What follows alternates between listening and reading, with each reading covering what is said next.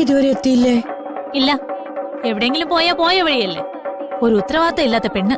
അമ്മേ, ചടങ്ങിന് സമയാവുന്നല്ലോ. ഇത്തവണ അക്ഷിത ചെയ്യട്ടെ, അവളും ഈ കുടുംബത്തിൽ തന്നെയല്ലേ? അതെ. ദുർഗേച്ചി വന്നല്ലോ.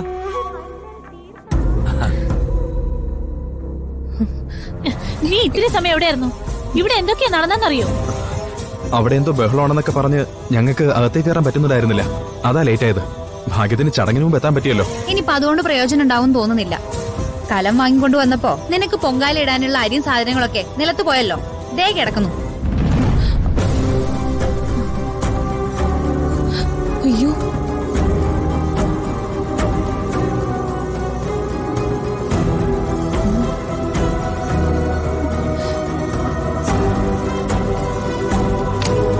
ഇങ്ങ തന്നെ. ദാ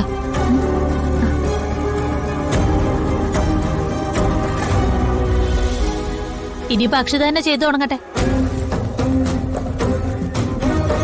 അവളുടെ ഒരു കൊലം.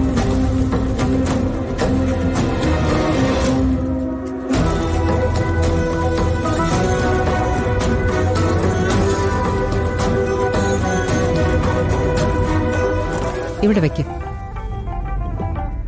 എന്റെ മോളുടെ പൊങ്കാല അടുപ്പിൽ തന്നെ ആദ്യം തീ കത്തിച്ചു തുടങ്ങട്ടെ.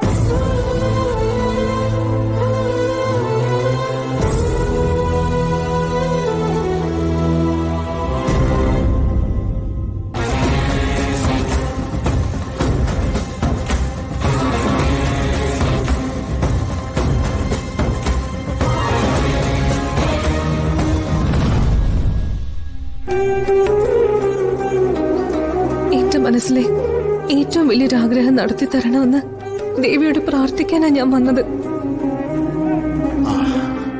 പൊങ്കാലടുപ്പിൽ തീ കൊളുത്താൻ സമയമായി. പായസം വെച്ച് തിളച്ചു തൂവുമ്പോ ആ ആഗ്രഹം ദേവി എനിക്ക് സാധിച്ചു തരുമെന്ന് എനിക്ക് വിശ്വാസം ഉണ്ടായിരുന്നു.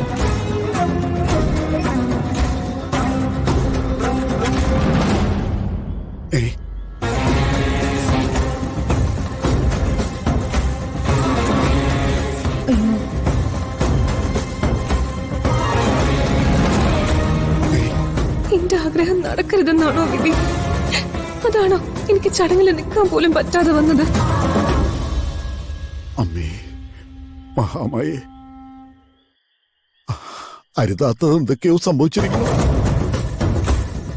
ചിലപ്പോ ഇവിടെ നടന്ന ബഹളങ്ങളൊന്നും ദേവിക്ക് ഇഷ്ടപ്പെടാതെ വന്നതാവും.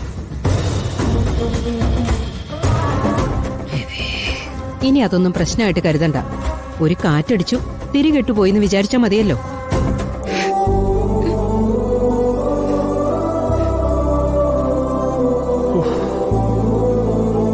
മോൾക്ക് ആപത്തൊന്നും വരുത്താതെ ഈശ്വരൻ കാത്തല്ലോ, അതന്നെ വലിയ കാര്യം.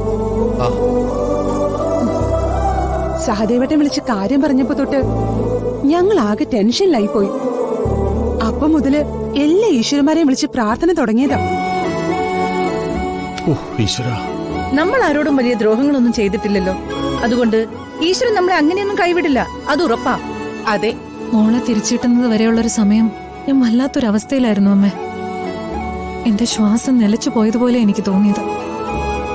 അങ്ങനെയൊക്കെ ആണെങ്കിലും ആ സിറ്റുവേഷനും പൂർണിമ നന്നായിട്ട് ഹാൻഡിൽ ചെയ്തു. അത്രയും മനസ്സാന്നിധ്യം എനിക്ക് പോലും ഉണ്ടെന്ന് തോന്നില്ല.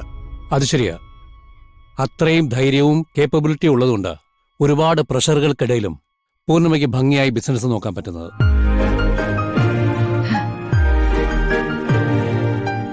എന്നാലും പോലീസുകാര് സമ്മതിക്കണം, അവര് പെട്ടെന്ന് തന്നെ കുഞ്ഞിനെ കണ്ടെത്തി തന്നല്ലോ. അവരുടെ ഒരു സ്പെഷ്യൽ ടീം തന്നെയുണ്ട്.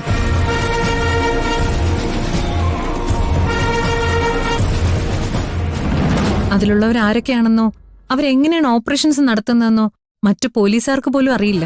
നമ്മുടെ പോലീസ് ശരിക്കും ഒരു സംഭവം തന്നെ. അതെ, ഇതിനൊക്കെ അവസരം ഉണ്ടാക്കുന്നതേ കൂട്ടത്തിൽ ഒരാൾ തന്നെയാണല്ലോ എന്ന് ആലോചിക്കുമ്പോഴാ സങ്കടം.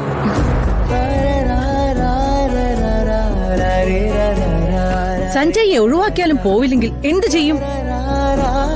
ഈ പ്രായത്തില് എന്റെ കുഞ്ഞിനെ എന്തൊക്കെ അനുഭവിക്കേണ്ടി വന്നത്. എല്ലാം ഓരോ സമയദോഷത്തിന്റെയാ. അതൊക്കെ മാറാൻ ഒരു പൂജ നടത്തണം. അതിനി നിങ്ങൾ ആരും ഒരു തടസ്സം പറയരുത്. ഇല്ലമ്മേ, ഇനി ആരും തടസ്സം പറയില്ല. നമുക്ക് ഉടനെ അതങ്ങ് നടത്താം. അതെ, അത് തന്നെ വേണ്ടത്.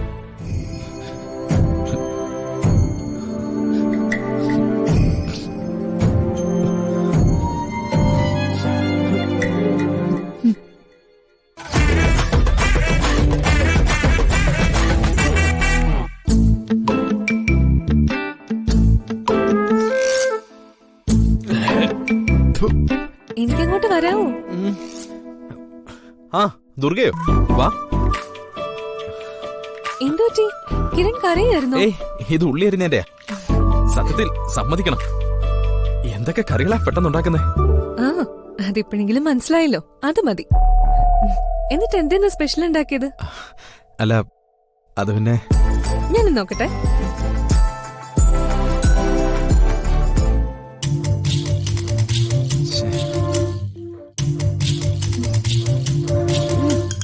ചെറുതായിട്ടൊന്ന് കരിഞ്ഞു പോയല്ലേ.